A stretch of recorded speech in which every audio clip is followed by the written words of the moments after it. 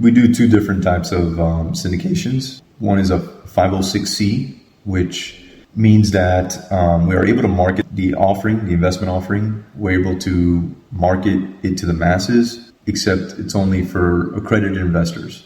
And what that means is you've got to have either over $1 million in net worth or make over 200,000 if you're single, 300,000 if you're married. If you meet that criteria, you're an accredited investor.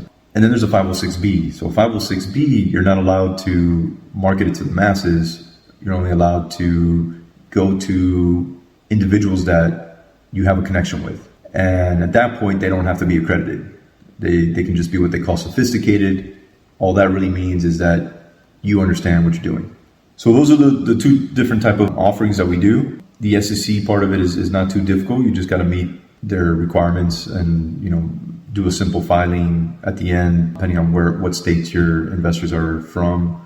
And then there's some paperwork, right? So like when the investor signs up, they go through what's a PPM, private placement memorandum. And then that tells the investor, all the risks that come with investing in real estate. And that's it.